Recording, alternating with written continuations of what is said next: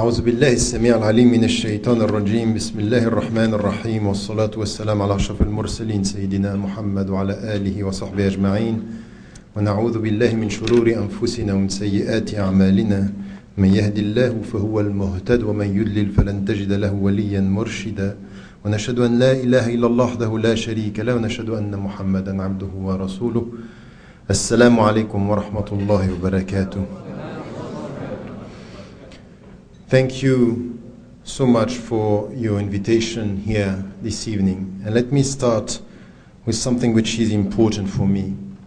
I have been banned from this country for 6 years, and I was trying to struggle for my rights to come back and to be able to speak.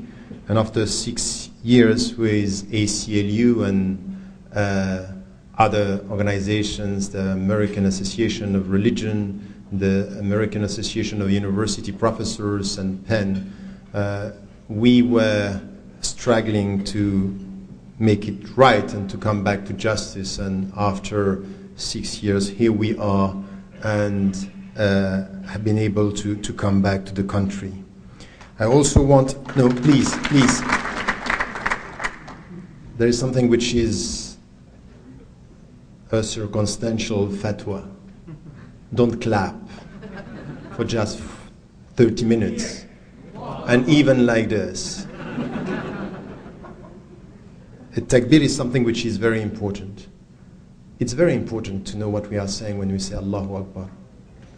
So please keep it in your heart, because it's not a slogan.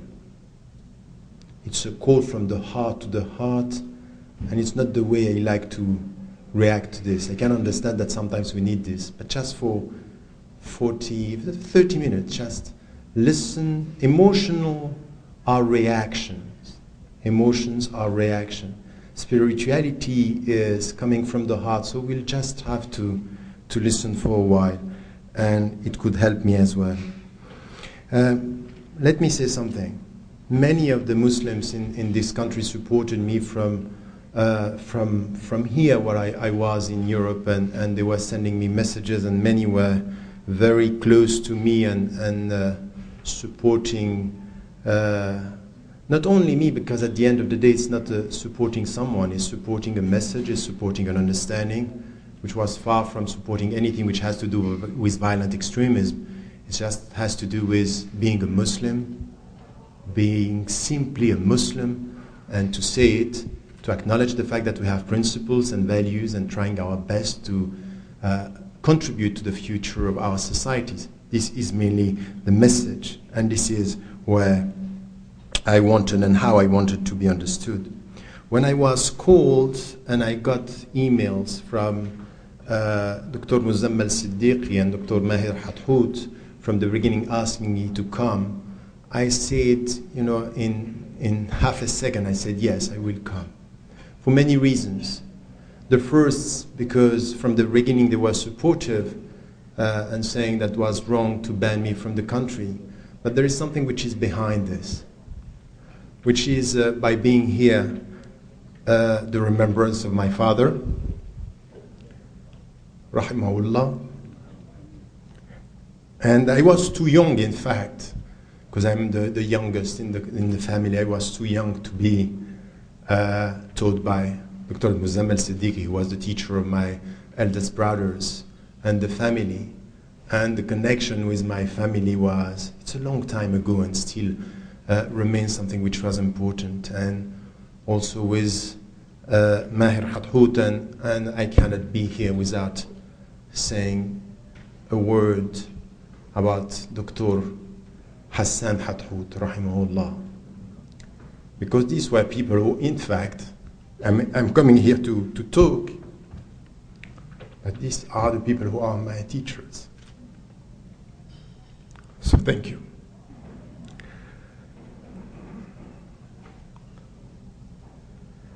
Let me come to, and thank you also for many of you who are here. I cannot just mention the names, but who are supportive and always close to this. I was asked to talk about our challenges and the opportunities in the 21st century. And let me start with an introduction and try to be also quite systematic in the way we are dealing with this, because it's important for us to understand our responsibilities as Muslims today in this contemporary world. Not only for you as American Muslims or Muslims living in America, but also understanding that what is happening here will have a tremendous impact on the Muslim majority countries, but also that we cannot disconnect ourselves from the Muslims around the world. We have local responsibilities, but we have international awareness. It's a global awareness.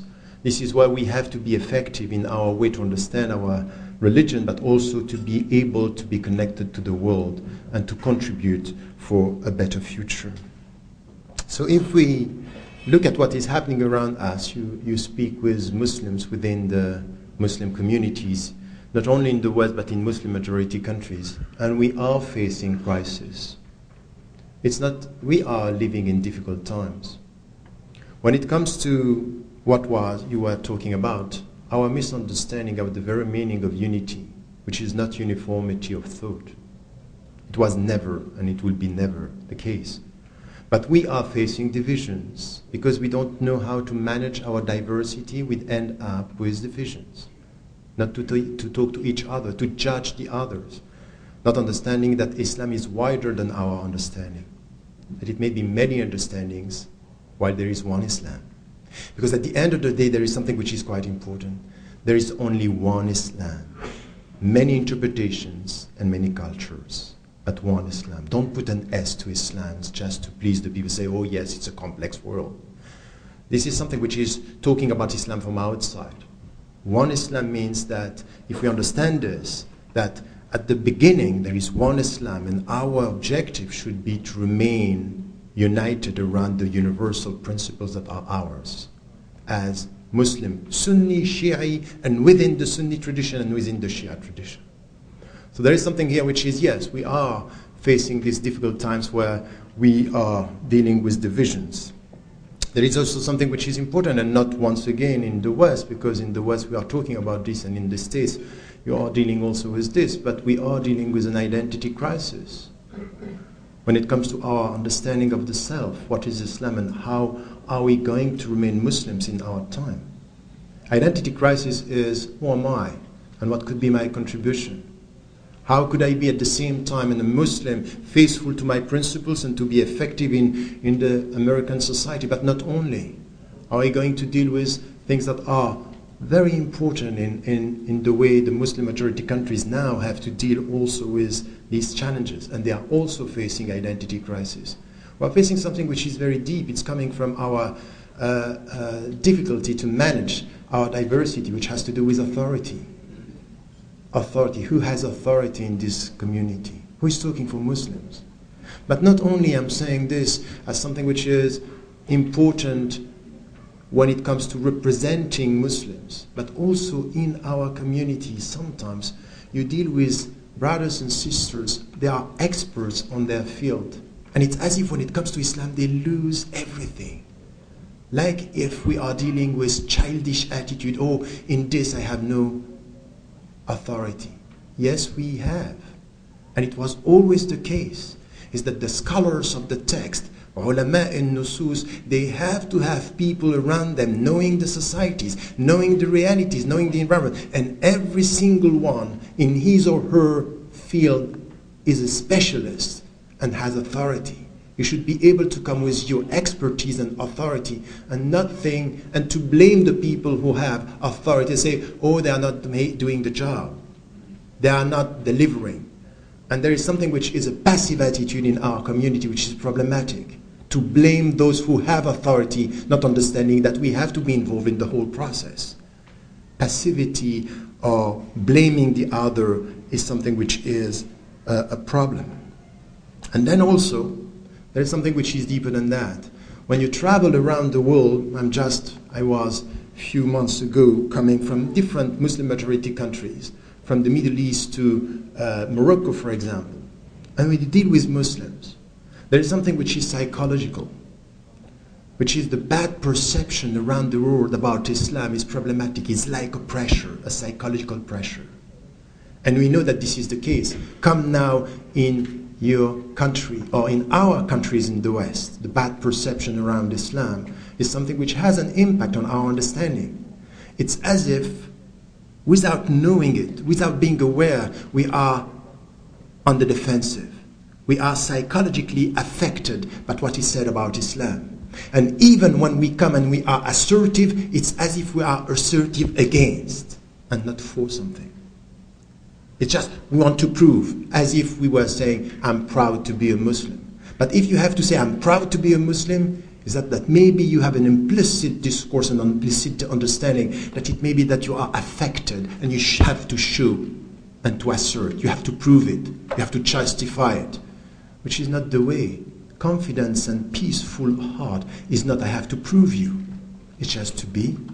It's just to be serene. Just to be in a peaceful way, understanding the very understanding of this spiritual teaching coming from Islam. Ala bi dhikrillahi tatma'innul qulub. It's not with people that you get peace, it's with Him. I will be far from being affected by what you think if I am close to the one I love. But if I forget who I love, I'm going to be affected by what you think. So this is the reality of the psychological effect, and we have it. No one can deny this. Just to pretend that we are not affected by what the people are thinking of us is not true. This is why very often we are very happy when people are saying good things about Islam. It's so much so the case that very often we are expecting them to become very quickly Muslims. It's so strange to like Muslims today that, oh, you are interested. Which is an inferiority complex, which is problematic. It means that there is something deep in our psychological attitude that we have to deal with. So these are challenges. These are the difficult times we are living today. How are we going to react to this? And what are the challenges and the opportunities? And it could be now that with all these challenges, our challenges, we have internal challenges and external challenges. And this is also something that we have to understand. And not to have this understanding sometimes with a lack of vision. Some Muslims are talking about, we need to solve our internal problems and then we'll be able to solve the external. That's not true. Sometimes we have to have both together. Because it's sometimes by solving the external problems that we'll solve the internal. And sometimes it's by being internally focused that you can solve the external problem. You have to have a vision, a comprehensive approach of what are to be our attitude when it comes to the internal and external challenges. And it may be as well that challenges and that we are facing are at the same time our opportunities. We don't have only challenges and opportunities. Our challenges could be opportunities. Listen to this. When you understand that the fact that Allah subhanahu wa ta'ala decided that we are not going to be one community of believers. وَلَوْ شَاءَ اللَّهُ لَجَعَلَكُمْ أُمَّةً وَاحِدًا. If He had will, He would have made you one community. He didn't want that. This is His decision. And at the same time, He is telling us, وَلَوْلَا دَفْعُ اللَّهِ النَّاسَ بَعْضَهُمْ بِبَعْضٍ لَفَسَدَتِ الْأَرْضِ لَهُدِّمَتْ سَوَامِعُ وَبَيْعٌ وَصَلَوَاتٌ وَمَسَاجِدُ يُذْكَرُ فِيهَا اسْمُ اللَّهِ كَثِيرًا. Meaning by this that if there were not a group of people just checking the other or repelling the other, the earth would have been corrupt. And even monasteries and churches and synagogues and mosques would have been destroyed. Why is he saying this? He's telling us that this diversity is at the same time a challenge and an opportunity. Why is it an opportunity? Why is it that we need this diversity? Because the only way for us to understand humility is to face people who are not like us. Is to face diversity. Is to face people who are saying, I'm a Christian, I'm a Jew, I'm a Buddhist, I'm a Hindu. What about you? What about you? وَكَذَلِكَ جَعَلْنَاكُمْ أُمَّةً وَسَطًا لِتَكُونُوا شُهَدَاءَ عَلَى النَّاسِ. In fact, this humility is this diversity is for you to be witnesses to your message before people. This is why they are not all like you. So diversity is a challenge, but it's an opportunity. It's the way for you to be better Muslims, if you only understand. So this is why we have to understand this. And then we are dealing with others. And sometimes even the fact that we are scared is an opportunity, which is also helping us to have this spirituality which is deepened out of our fear, because we are going beyond this. And this is the way that we have in Islam. That this is the way that we have to understand. لا تخشوهم واخشوني. It may be that you have to go beyond your fear of people and come back to the fear of God. Understanding that when you make peace with Him, you are able to face the fear towards the people. I think that this is a very important thing which is now part of the whole process. And if you come back to many, many verses of the Quran, I don't have time for that right now, but something which is very important. Very important. And it happened for even the prophets. They were facing, challenges, and they were scared. لا تخافا. Allah subhanahu wa ta'ala is saying to Musa alayhi salam wa Harun, they were just in fact of power. لا تخافا إنني معكما أسمع وأرى. I am with you. If only you understand that you rely on me. Yes, you will have people. So these are challenges, fears, that we have to come back to our spiritual teaching and to understand from within in which way we have to deal with this. This is why one of the main challenges for us is really to come back to this understanding, which is in which way we have to deal with our spirituality when we are dealing with psychological crisis, with problems from within, and sometimes there's superficial spirituality that we are dealing with. The most misleading things for us is really to come to this spirituality, superficial spirituality, emotional attitude, which is not rooted in the Islamic tradition. So these are things that I wanted to start with. And the third point of this long introduction, which is in fact half of my talk, is to be able, with all this in mind, to come with a sense of priority and categories that we need to have to understand, okay, we need a comprehensive things, a comprehensive approach, but at the same time to know what are the priorities and in which way we have to deal with our challenges today. So let me come to something which is very important here. When it comes to internal, external, things that we should not confuse, and this is why when we deal with our world today and we deal with this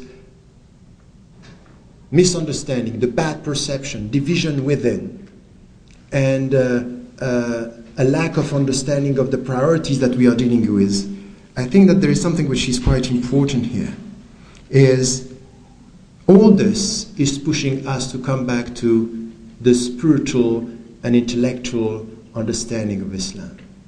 We are pushed to come back to this.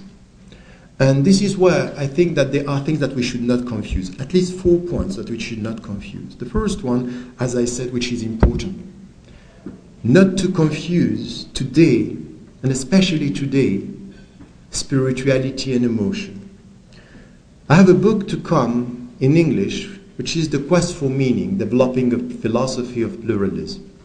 And I allocated one chapter on this because I think it's a very important point. Is that how the Muslims today, very often, they come to emotion and confuse emotion with the spiritual teaching. Emotion is what you get at the surface of your ego.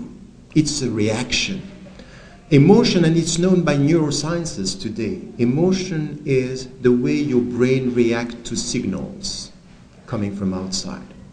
You are not able to master all your emotional attitude and reactions.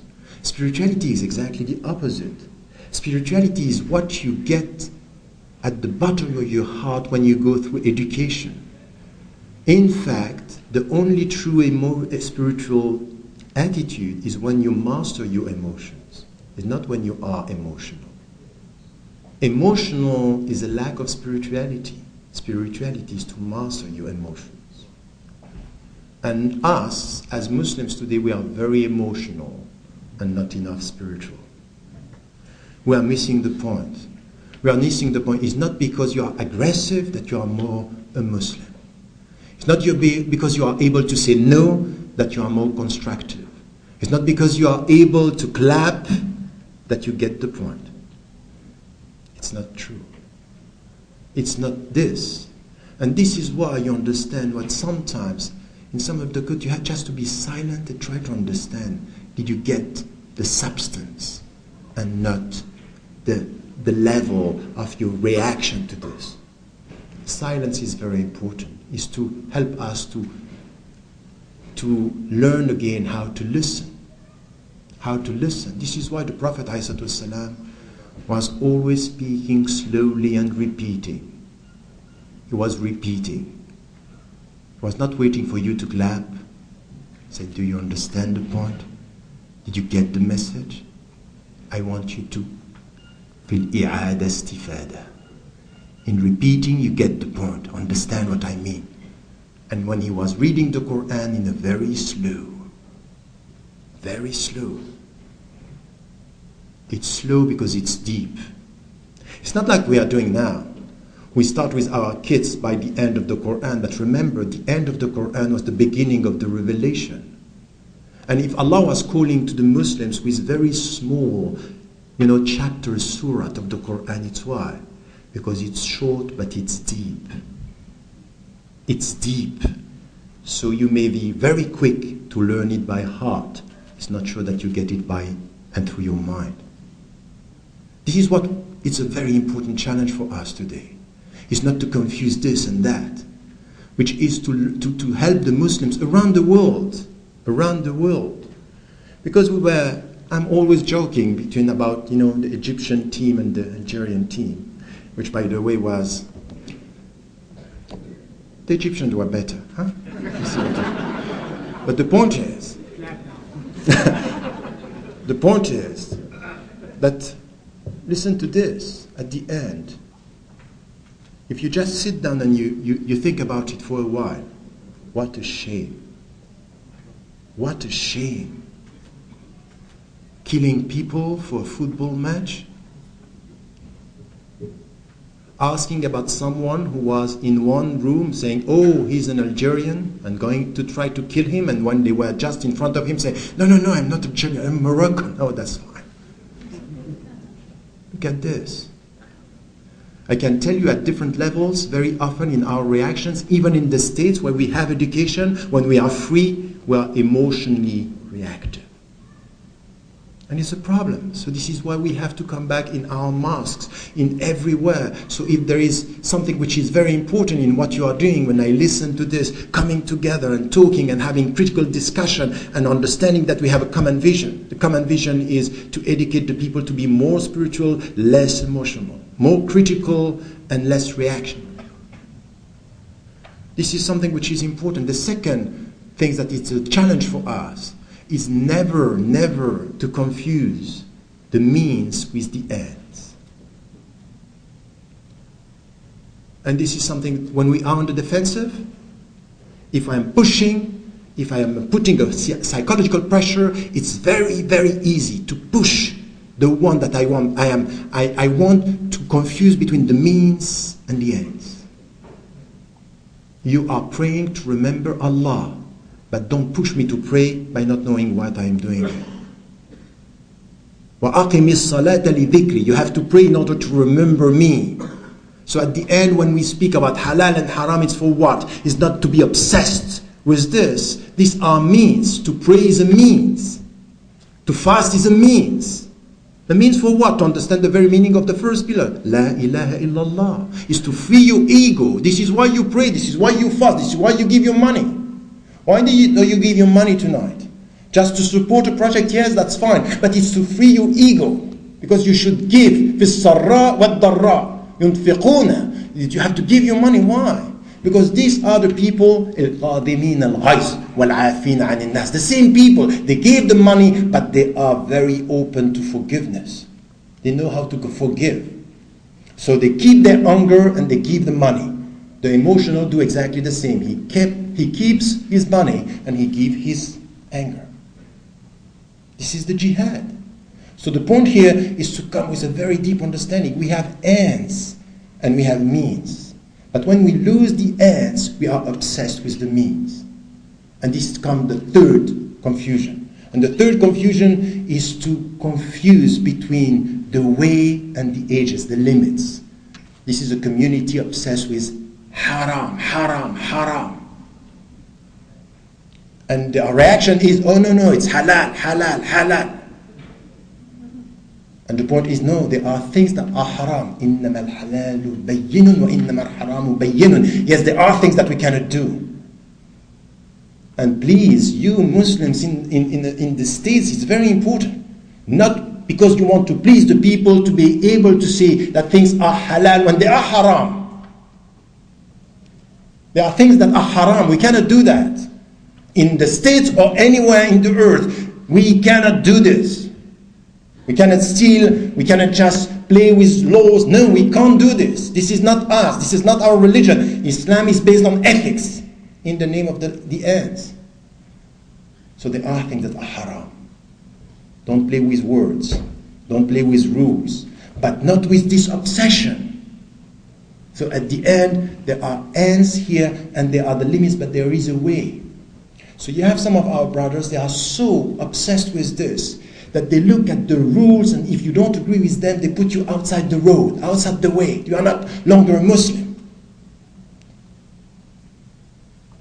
Having, for example, a mufti in one because I disagreed with him on one point, saying to the people on the Jum'ah prayer, during the khutbah, Tariq Ramadan, kafir murtad. Think about this, kafir murtad. And you have the right to put me outside while the road of Islam, the way, is very wide. There is one way to be a Muslim and many ways to walk.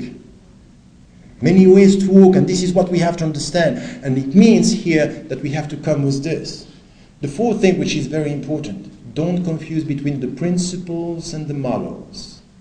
Principles are universal, models are historical. And some, they just want to duplicate the models and they want them to come now and just to implement them. No, we want to implement the principles, but the models are going to change.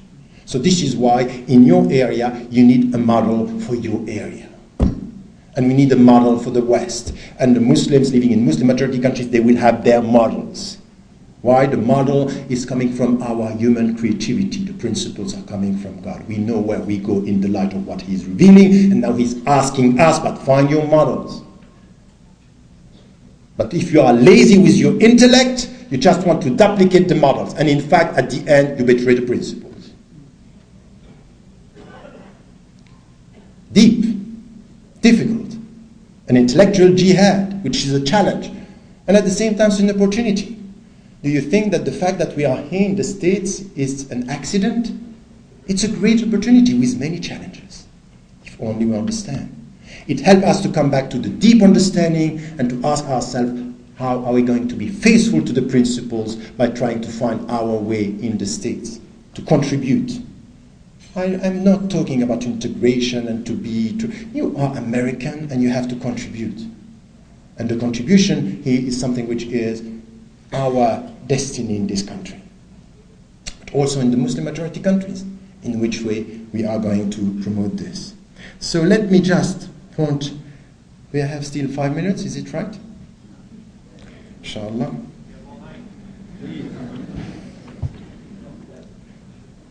So as we heard this just before I started about the Shura Council here, there is something which is a challenge, and we really have to be serious about it. And I am very happy to share with you and to listen to what you are doing.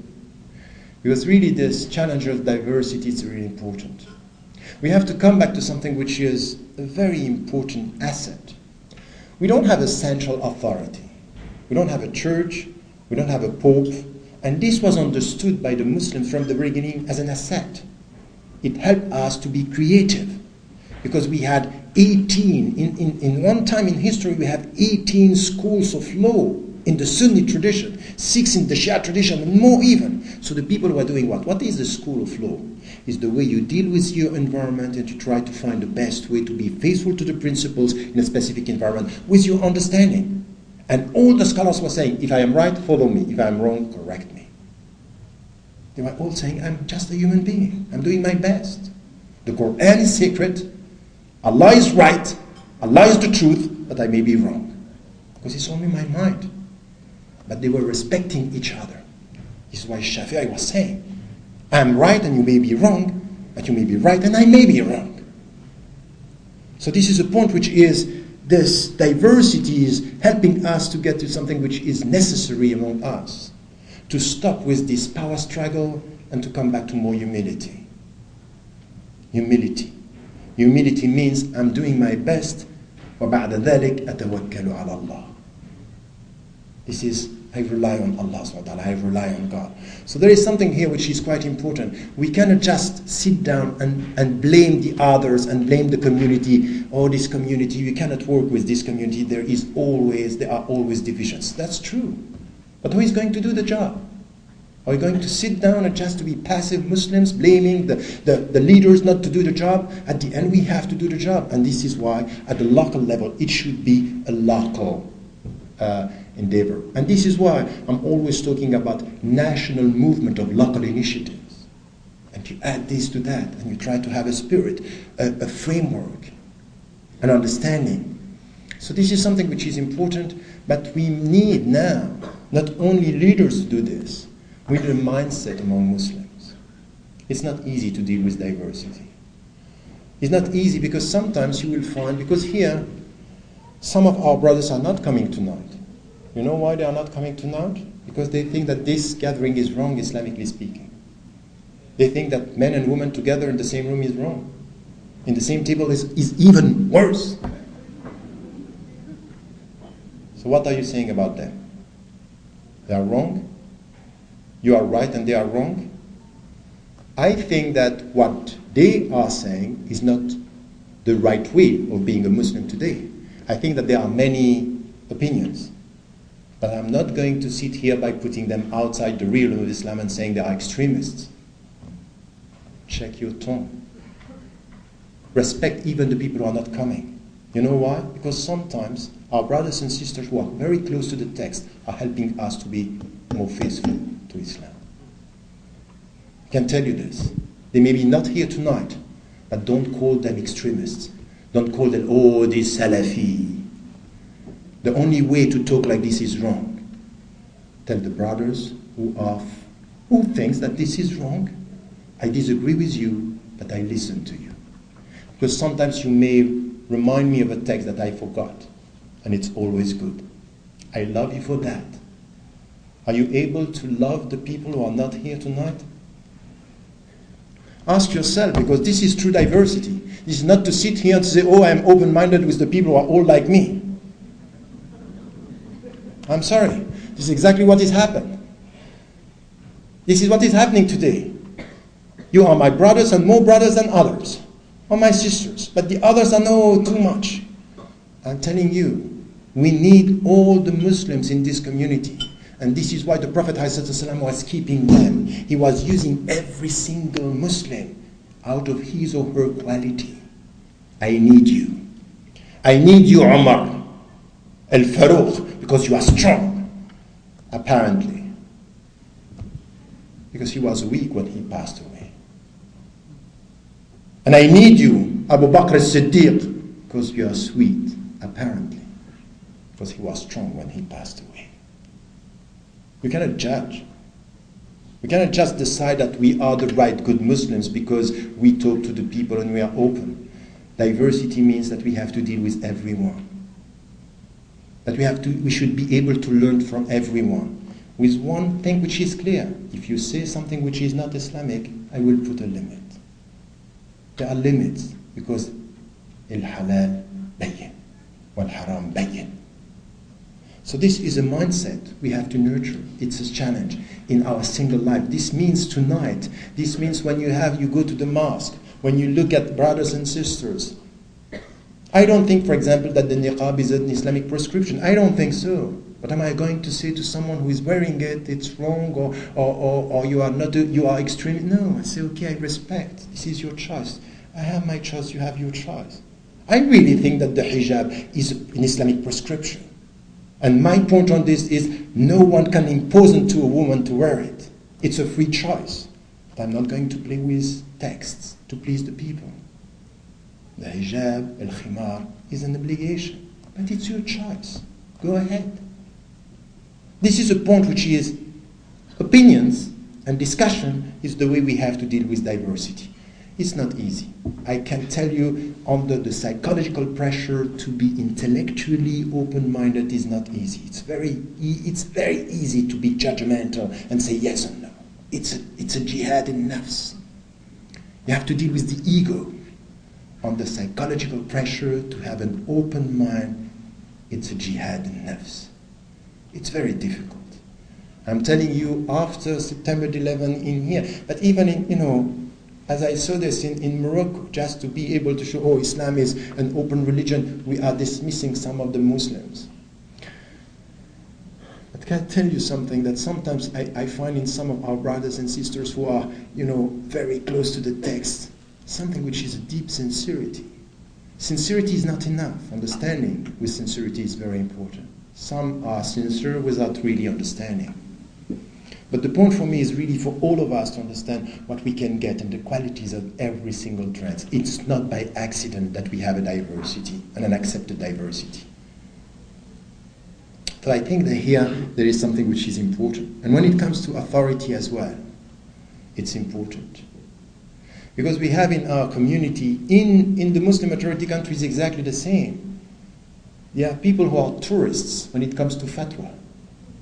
They are looking for the fatwa which is suitable for them. They don't want to come to Islam in a sincere way. Just tell me what I want to listen to. So I think that this is problematic. This is to turn equality into a liability. When we were open, it's just ask your heart. Istafti qalbak. Ask your heart, what are you looking for? Are you looking to a fatwa, to a prescription that is easy for you, and this is what you want? This is what we want? So I think that the Muslim majority countries, as well as here, we are dealing with this. This is why it's very important to come with a deep understanding of our Islamic teaching. It's not easy. And the Prophet ﷺ told us this, which is very important. Your heart is the balance. Istafti qalbak means you know. If only you come back to the reality of what you are looking for. So I would say here that this authority also it's important when now we have scholars. And that the point is for the Muslim scholars are at the service of the community and not the community at the service of the scholar. So when you have a Shura council saying we are trying our best to come with people, which is very good, but we have to take our share of responsibility in the process. So this is where we need, in our platforms, authority coming from different trends and at least being able to agree on some essential points when it comes to our religion.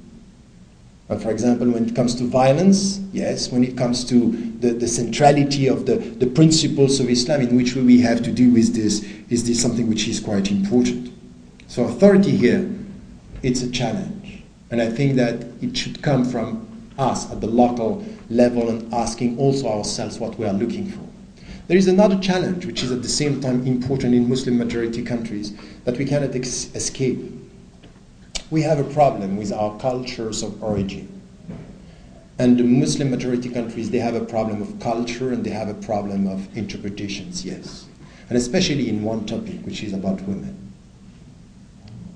This is a very important challenge. It's serious. It's serious. Why am I saying this? Because if we don't tackle this challenge in the right way, we are going to end up with something which is a distortion of Islamic principles. It's very important for all of us to come back to what we mean here. A discourse on women, on the being of women. A discourse on what it means, spirituality. What it means to liberate, to go through a liberation process of your ego and not only for your rights. Your rights are important, but not only your rights are important, but your being is important. What do you want to achieve? Because we should be able to say for the same skills, the same competencies, the same salary. We don't have a problem as Muslims with this. And that we have your place in the job market and that you should be able to work. We don't have a problem with this.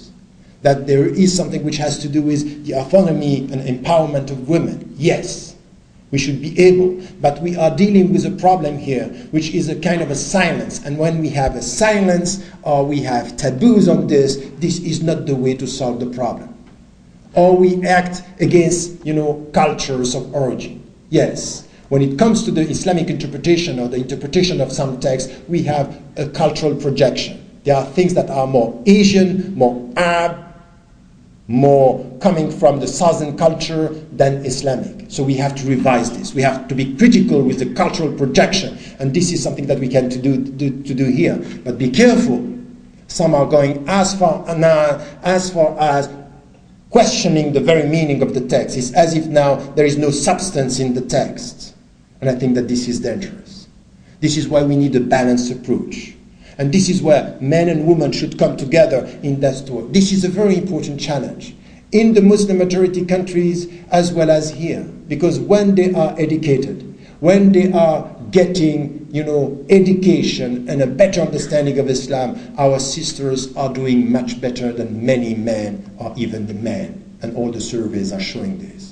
How come then a community or a religion or Muslims around the world are not understanding that they have to invest into education for women, a better understanding, and to give them the right place in the communities? In every level, in our mosques, in our institutions, this is a challenge. And once again, I'm not here talking as someone who is reacting to what the West is saying. No, I'm reacting to what Islam is saying, to what our religion is saying, to the great models in our history of women being committed to defend and to promote the Islamic values. This is why we have to come together. And once again, don't wait for the people to put you under pressure to come with an answer, because it's not going to be the right one. It's going to be an answer under pressure. I would say that this is something that we have to free ourselves from this and to be serious about that. And very, very quickly, 2 or 3 things that I wanted to add. For you, and as we are talking here in the States and in California, there is one challenge that we can also just mention here. When you are in Muslim majority countries, and when I was in some petro-monarchies, you know what you want to, you feel that you have to say to Muslims? They say, don't you remember the model? وَلَقَدْ كَانَ لَكُمْ فِي رَسُولِ اللَّهِ أُسْوَةٌ حَسَنَةٌ, that he is your model? Don't you remember that around his mosque, there were the poor people of the country, the city? Don't you remember that he was always serving the poor? Don't you remember that he was himself the poor? Why? Is this because he was advocating poverty to be a good Muslim? No. He never said that. But be close to the poor to have a pure heart. The more you forget them, the more your heart is becoming far from being close to God. And I can tell you something, for all of us, it's a challenge. I was born and raised, as many of you, in the West. It's very, very easy to forget. It's very easy to forget the poor people and the needy people.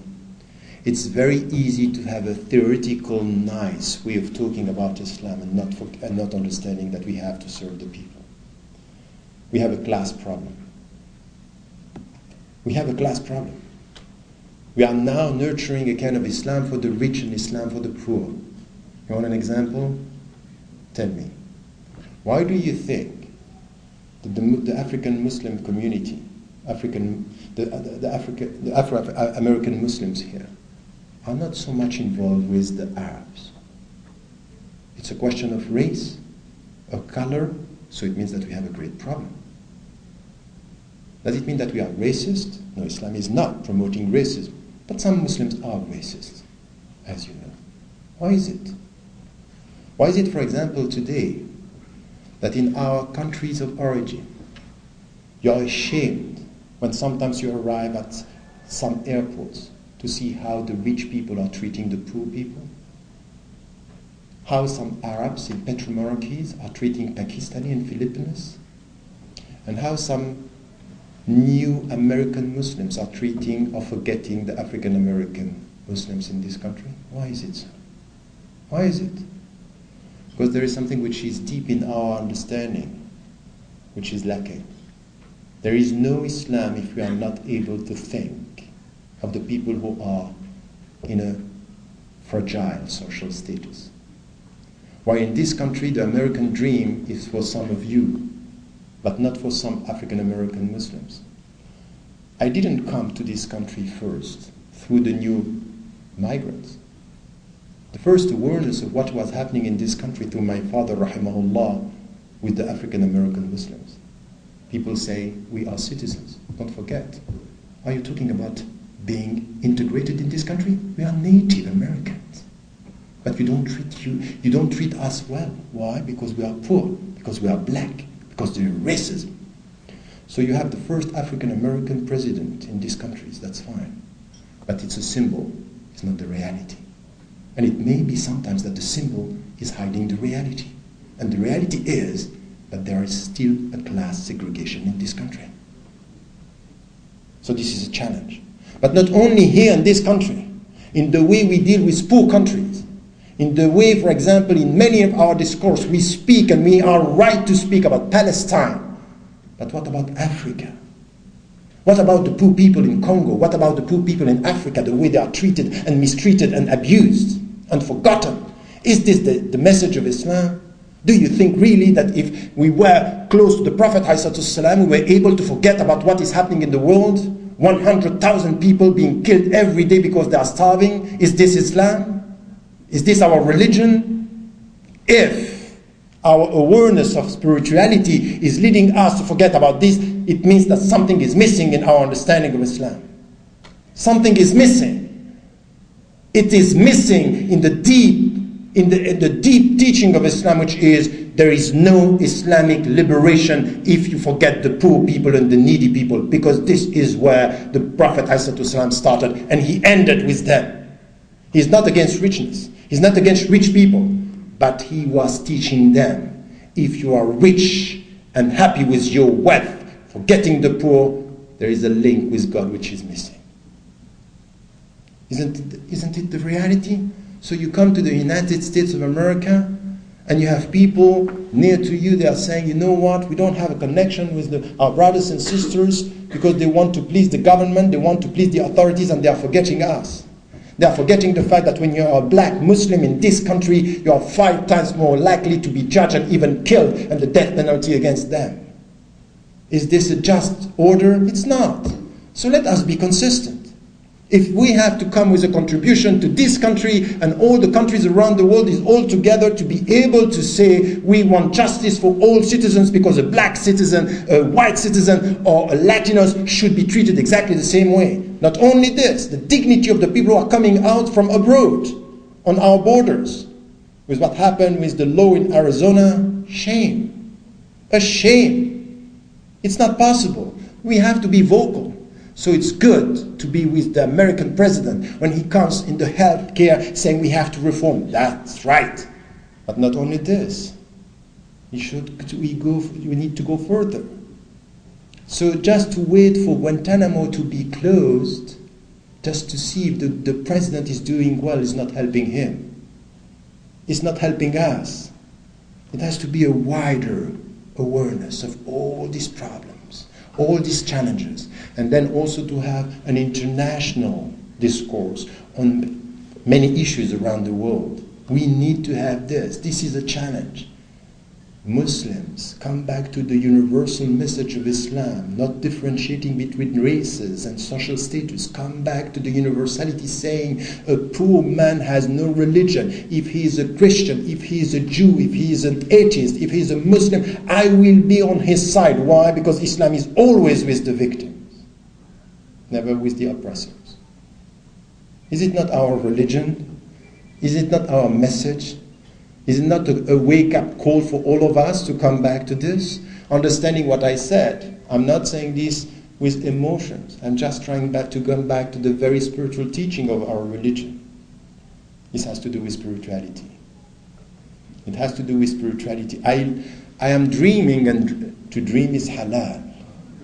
And this one is halal. Is really to be able to come here in Chuta and to see in the room much more people coming from different cultural backgrounds. African Americans sitting with you, being able to say, yes, we feel respected, we are together, because it's a common struggle. we are here to reform the United States of America for the better. And the first is against any kind of discriminations, against women and against black people. This is the future. This is us. This is our contribution to the country. This is where we are following in the footsteps of what happened. And the last point, which is, by saying this, our challenge here is also to be able not to fall into useless discourses and speeches, but also to come with something which is in fact part of the book that you were mentioning, Radical Reform, which is everywhere in Muslim majority countries as well as here, to come with an applied ethics. We should come with an ethical distinction. And this is the very meaning of to be witnesses. لِتَكُونُوا شُهَدَاءَ عَلَى النَّاسِ. It's the very meaning of كُنْتُ خَيْرَ أُمَّةٍ أُخْرِجَتْ لِلنَّاسِ. You are the best community set for the people, in as much as تَأْمُرُونَ بِالْمَعْرُوفِ وَتَنْهَوْنَ عَنِ الْمُنْكَرِ وَتُؤْمِنُونَ بِاللَّهِ. You command what is right, resist what is. You command what is right, you resist what is bad, and you believe in God.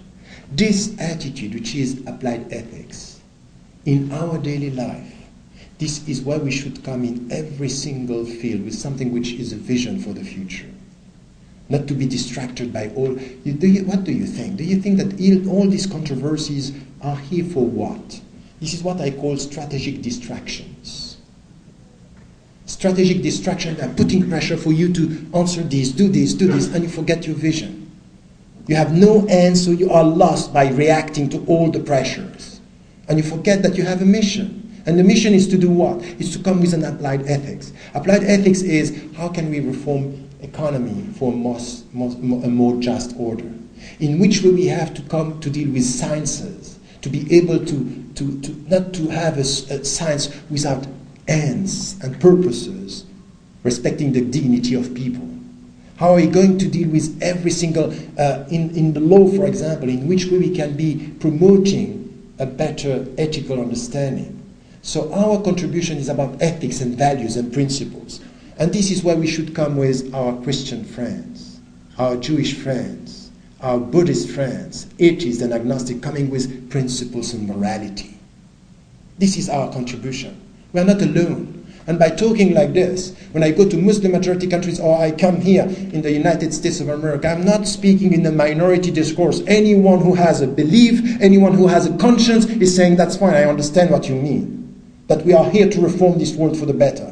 In the name of your belief, in the name of God, Bismillah, وَهُوَ الرَّحْمَنُ وَهُوَ الرَّحِيمُ وَهُوَ رَبُّ الْعَالَمِينَ. This is what we think, that He is the merciful, the most merciful, and He is the Lord of the worlds. This is what we think. But we have people who are praying in a different way. That we have people, even they are not praying, but they have a moral conscience, and they want to change it for the better. Where are we? Why are we coming always to speak as people on the defensive, under siege? Oh, you know, as Muslims we are smart, we are good, we are fine, we are kind, we love you. That's not the way. That's not the way to be assertive and open. Let the people see out of our behavior with just serenity, with confidence, with trust, with our actions that we are doing the job. And this is why, for example, when you see what we can see, some, Muslims in Africa, for example, I was impressed. Young Muslims, men and women, doing the job, just taking responsibility and doing it at the local level, with, small organizations doing the job. Exactly the same in Indonesia, in India, in Muslim majority countries. And this is what we have to do. These are the projects that are very effective. And at the end, we think that it's very small, compared to the global order, but it's effective. And who told us that it has to be seen to be good? While maybe Allah sees, but we don't see and we don't understand. So this is once again coming back to the essence of everything, to do the job and to be involved in this. So these are challenges and at the same time opportunities, internal, external, and this is where as Muslims, inshallah, we can face up to the challenges of today and remain close to the very essence of Islam. But as I told you, there is something which is very, very important in everything of this. And remember this verse of the Quran. And Allah subhanahu wa ta'ala is saying, لَنَبْلُوَنَّكُمْ بِشَيْءٍ مِنَ الْجَوْعِ وَالْخَوْفِ وَالْجُوعِ مِنَ الْخَوْفِ وَالْجُوعِ. Al-khawf is fear. You are going to be tested by al-khawf, which is fear, and jawa, which is hunger. And this is something which is, you are going to be tested. And this is tested in the way that you are going to follow, and you are going to be faithful to the very essence of Islam. And this is where we say, Inna lillah wa inna ilayhi raji'un. That we belong to Him, and to Him we are going back. That we return to Him. I think that by getting this understanding that life is about challenges. Life is about facing up these challenges, and to understand أُولَٰئِكَ هُمُ الْمُهْتَدُونَ. Those who are following the right way, the right path. You are going to be tested. But they answer by saying, we know that we are going to be tested. We know that this is the only way to come back to God. In fact, the challenge is one means Allah is putting in front of us to help us to come back to Him.